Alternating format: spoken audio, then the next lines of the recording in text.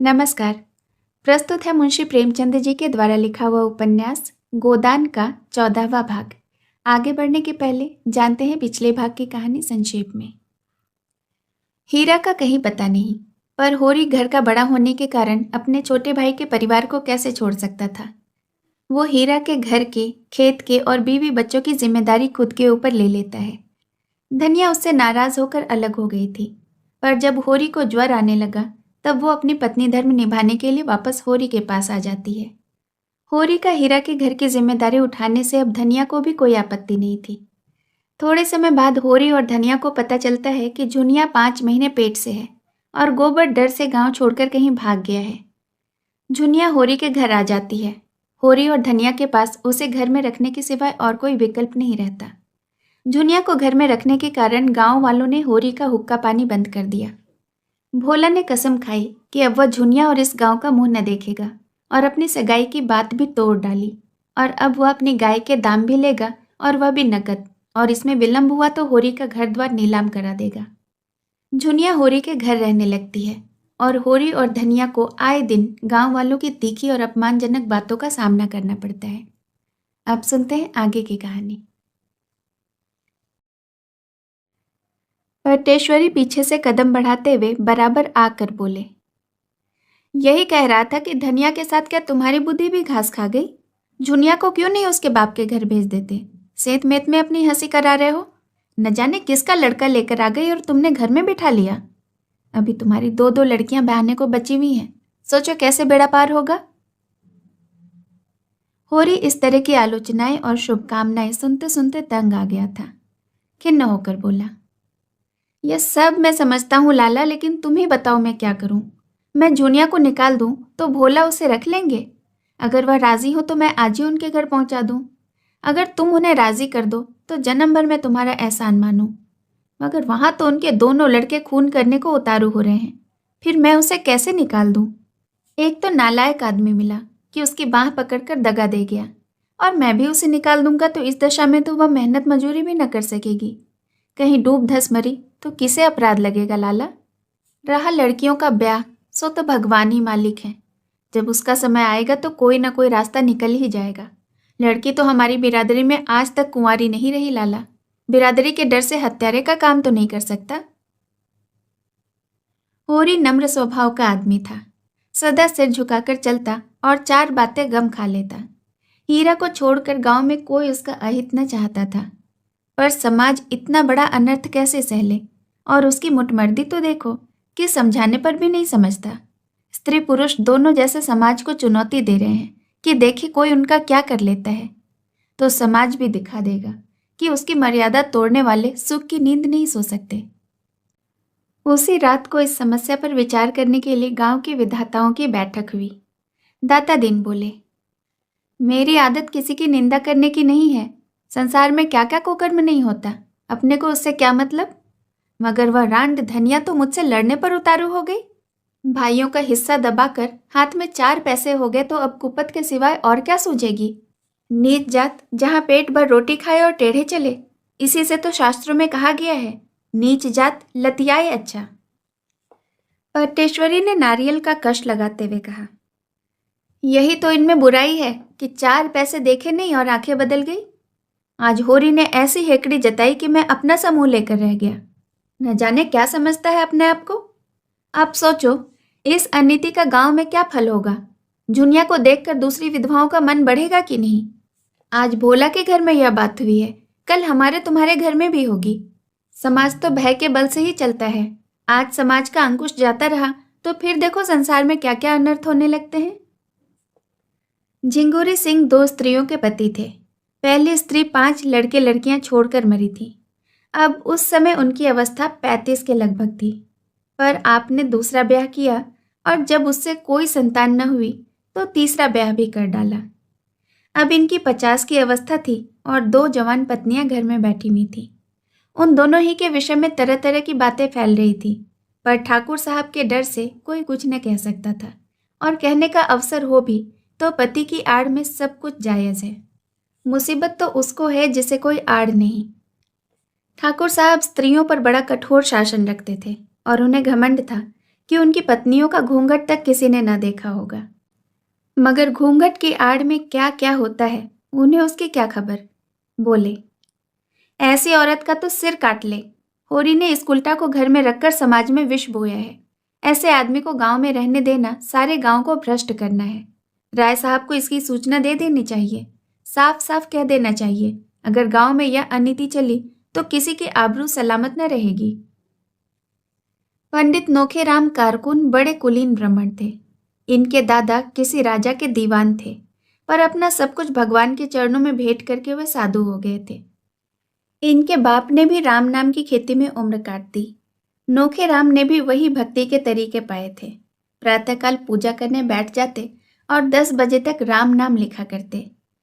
मगर भगवान के सामने से उठते ही उनकी मानवता इस अवरोध से विकृत होकर उनके मन, वचन और कर्म सभी को विषाक्त कर देती थी। इस प्रस्ताव में उनके अधिकार का अपमान होता था। फूले हुए गालों में धसी हुई आंखें निकाल कर बोले, इसमें राय साहब से क्या पूछना है? मैं जो चाहूं वह कर सकता हूं।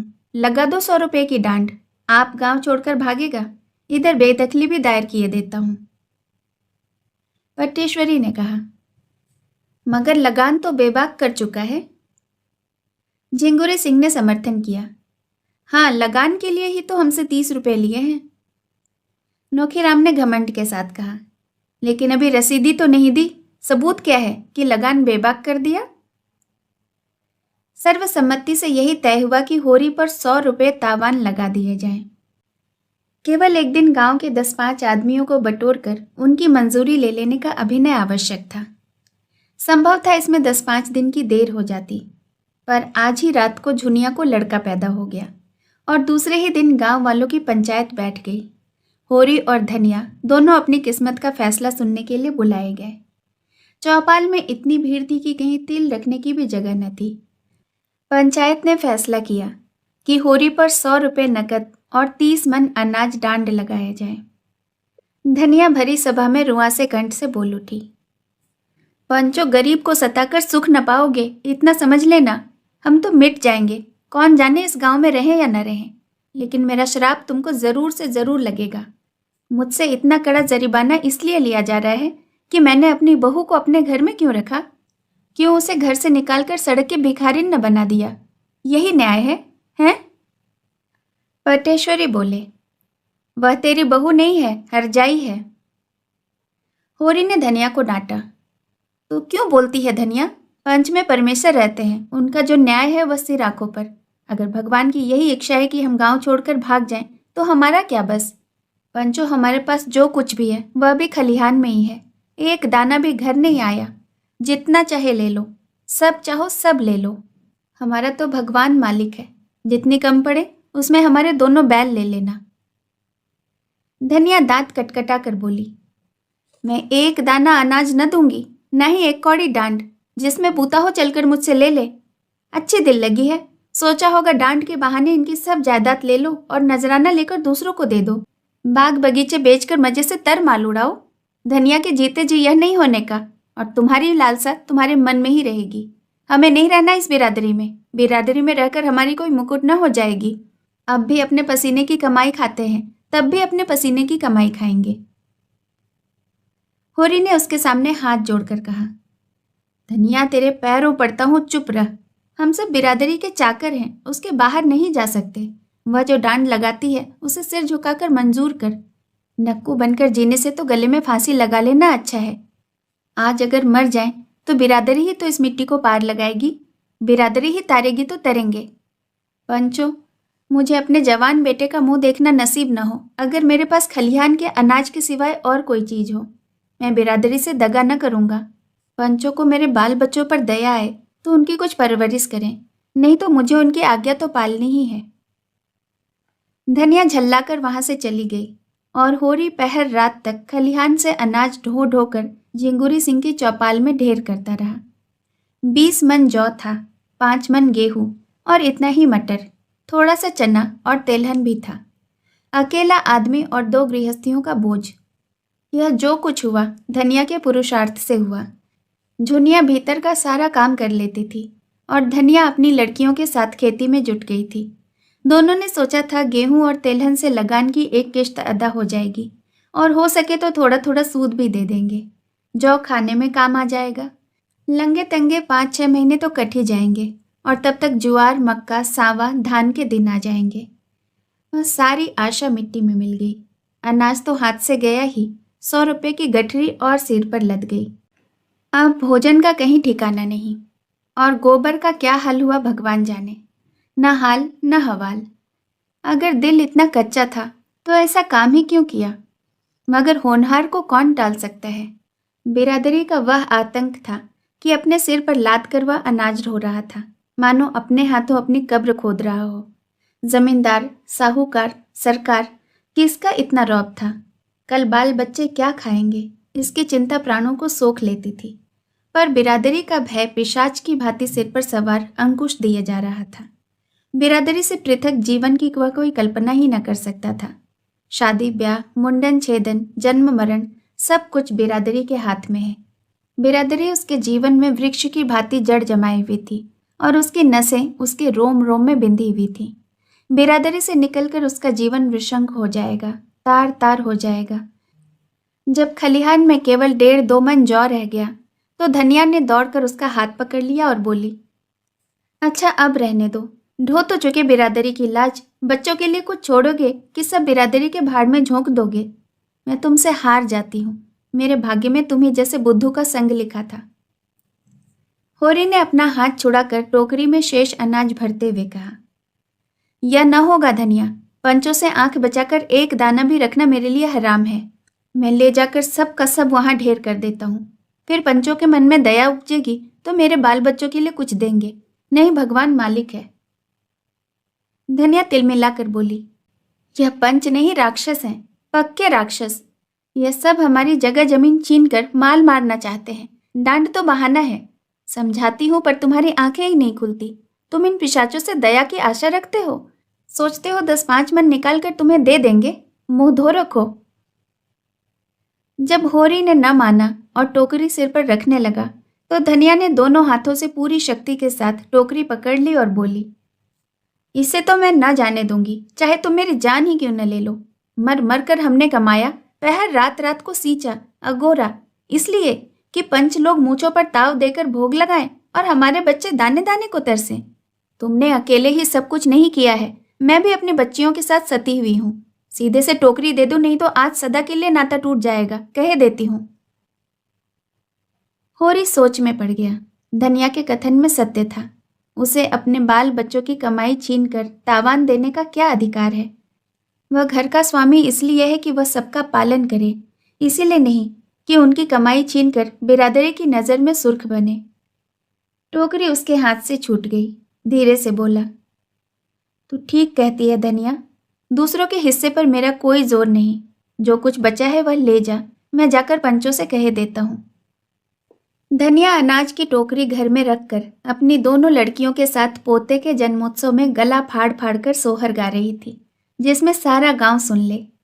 आज यह पहला मौका था कि ऐसे शुभ अवसर पर बिरादरी की कोई औरत न थी। शौहर से झुनिया ने कहला भेजा था, सोहर गाने का काम नहीं। लेकिन धनिया कब मानने लगी? अगर बिरादरी को उसकी परवाह नहीं तो वो भी बिरादरी की परवाह नहीं करती। उसी वक्त होरी अपने घर को 80 रुपये पर झिंगुरी सिंह के हाथ गिरो रख रहा था। डांड के रुपये का इसके सिवाय वह और कोई प्रबंध न कर सकता था। 20 रुपये तो तेलहन, गेहूं और मटर से मिल गए। शेष के लिए घर लिखाना पड़ गया। नोखेराम तो चाहते थे कि बैल बिकवा लिए जाएं, लेकिन पट्टेश्वरी और दाता दीन ने इसका विरोध किया। बैल बिक गए तो होरी खेती कैसे करेगा? बिरादरी उसकी जायदाद से रुपये वसूल करे, पर ऐसा न करे कि वह गांव छोड़कर भाग जाए। इस तरह बैल बच गए।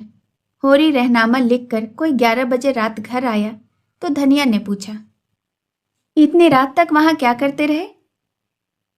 होरी ने जुलाहे का गुस्सा दाढ़ी पर उतारते हुए कहा, क्या करता रहा? इस लौंडी की करनी भरता रहा। अभागा आप तो चिंगारी छोड़कर भाग गया, आग मुझे बुझानी पड़ रही है। 80 रुपये में घर रेहन लिखना पड़ा। क्या करता? अब हुक्का खुल गया है, बिरादरी ने अपमान क्षमा कर दिया। धनिया ने होठ चबाकर कहा, न हुक्का खुलता तो हमारा क्या बिगड़ जाता? 4-5 महीने किसी का हुक्का न पिया तो क्या छोटे हो गए? मैं कहती हूँ तुम इतने भोंदू क्यों हो? मेरे सामने तो बड़े बुद्धिमान बनते हो, बाहर तुम्हारा मुंह क्यों बंद हो जाता है? ले दे के बाप दादों की निशानी या घर बच रहा था, आज तुमने उसका भी वारा न्यारा कर दिया। इसी तरह कल 3-4 बीघे जो जमीन है उसे भी लिख देना और तब गली गली भीख मांगना। मैं पूछती हूँ तुम्हारे मुंह में जीभ न थी कि उन पंचों से पूछते कि तुम कहाँ के बड़े धर्मात्मा हो जो दूसरों पर डांड लगाते फिरते हो? तुम्हारा तो मुंह देखना भी पाप है। होरी ने डांटा।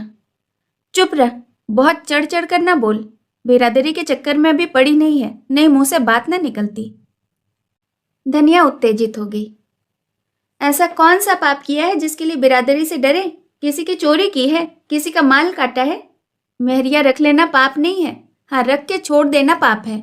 आदमी का बहुत सीधा होना भी बुरा है, उसके सीधेपन का यही फल होता है कि कुत्ते भी मुंह चाटने लगते हैं। आज उधर तुम्हारी वाह वाह हो रही होगी कि बिरादरी की कैसी मर्याद रख ली। मेरे तो भाग फूट गए थे कि तुम जैसे मर्द से पाला पड़ा, कभी सुख की रोटी न मिली। होरी, मैं तेरे बाप के पांव पड़ने गया था, वही तुझे मेरे गले में बांध गया। पत्थर पड़ गया था उनकी अकल को, और क्या कहूं। न जाने क्या देखकर लट्टू हो गए, ऐसे भी तो बड़े सुंदर न थे तुम। विवाद विनोद के क्षेत्र में आ गया। 80 रुपए तो गए, लाख रुपए का बालक तो मिल गया, उसे तो कोई छीन न लेगा। गोबर बस घर लौट आए, धनिया अलग झोपड़ी में सुखी रह लेगी। होरी ने पूछा, बच्चा किसको पड़ा है? धनिया ने प्रसन्न मुख होकर जवाब दिया, बिल्कुल गोबर को पड़ा है, सच। हिष्ट पुष्ट तो है ना? हाँ, अच्छा है।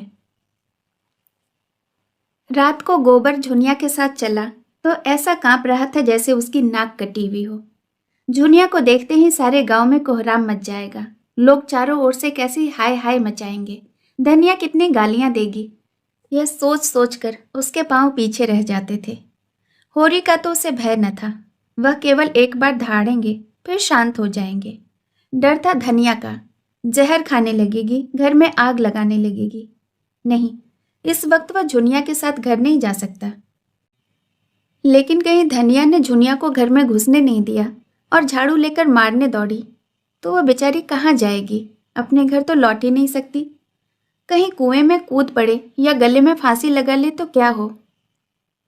उसने लंबी सांस ली, किसकी शरण जाए, मगर अम्मा इतनी निर्दयी नहीं है कि मारने दौड़े।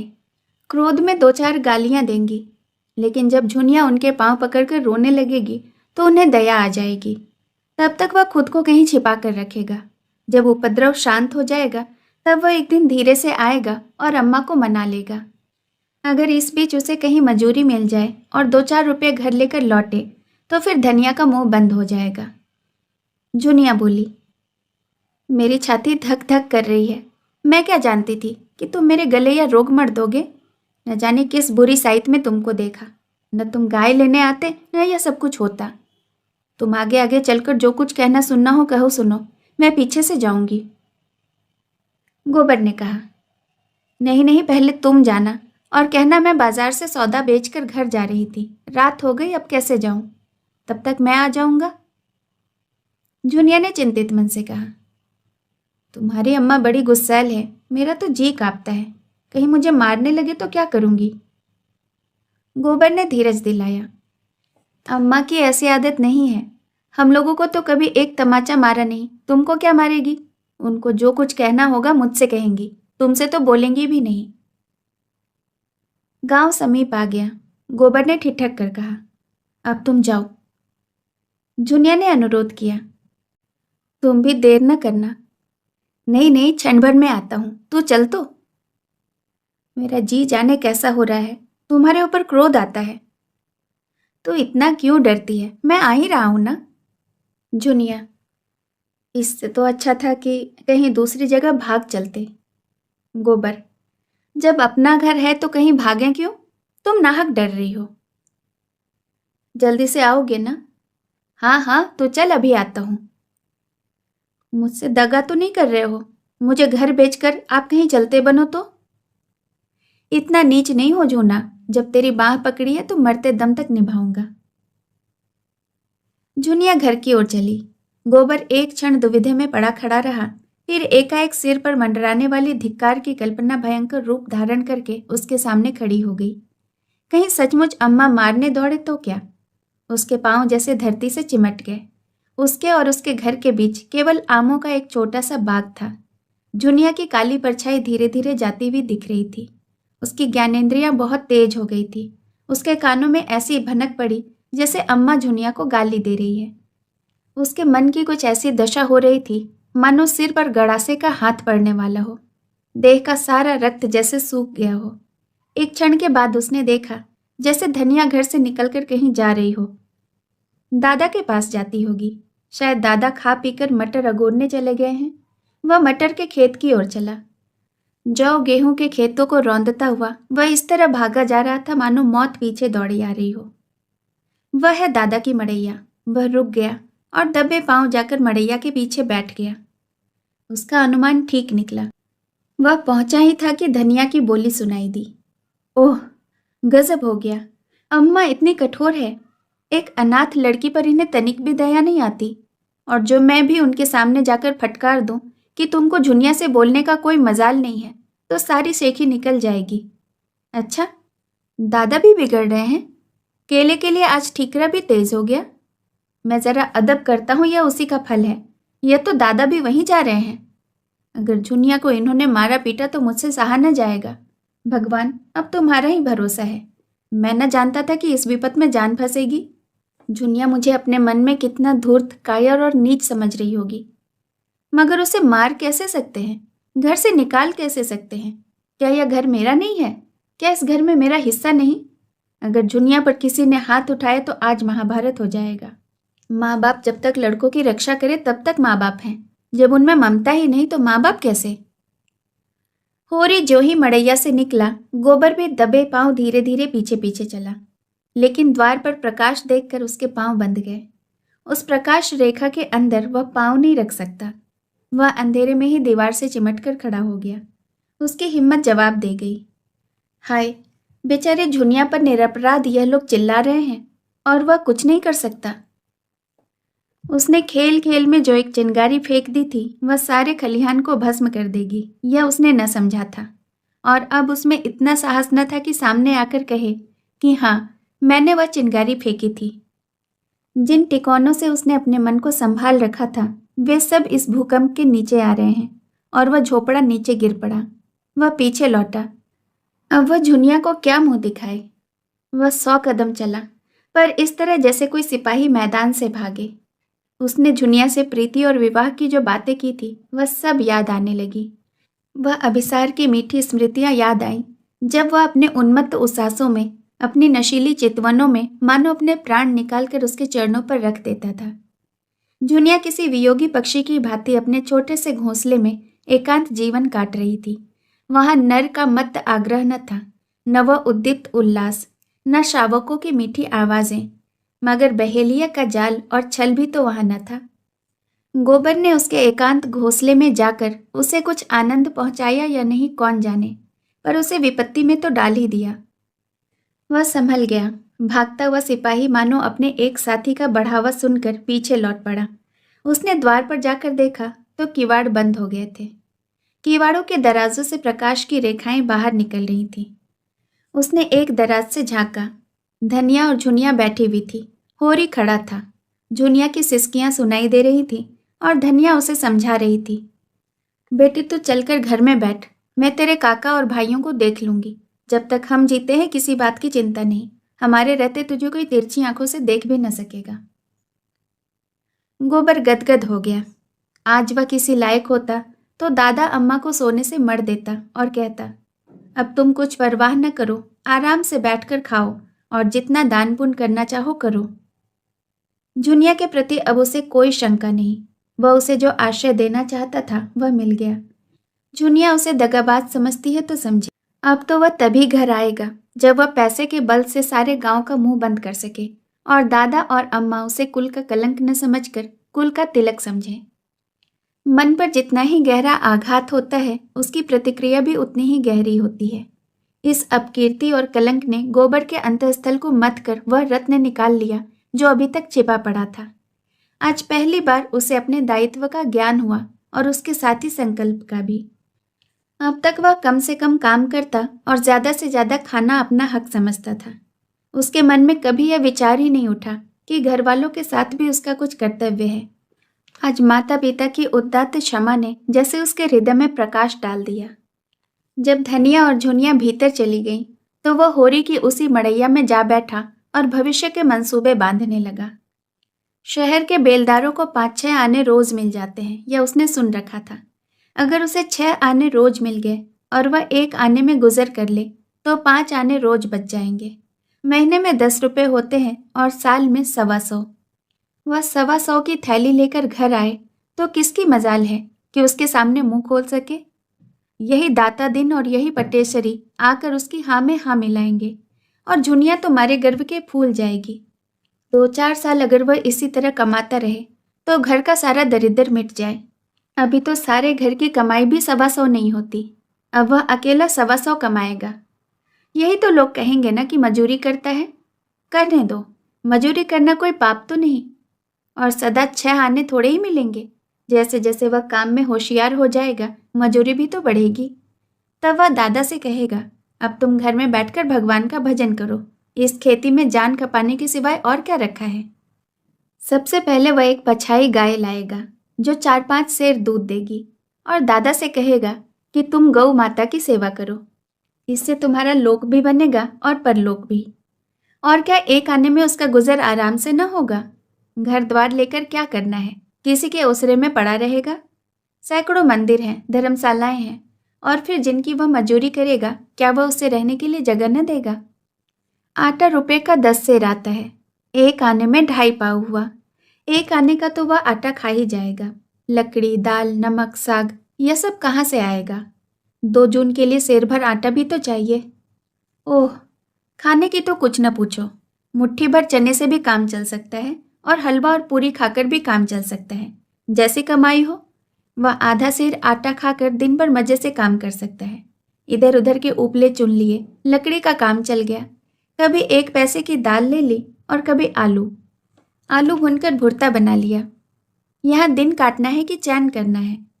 पत्तल पर आटा गूंधा, उपलों पर बाटियां सेकी, आलू भूनकर भुर्ता बनाया और मजे से खाकर सो रहे।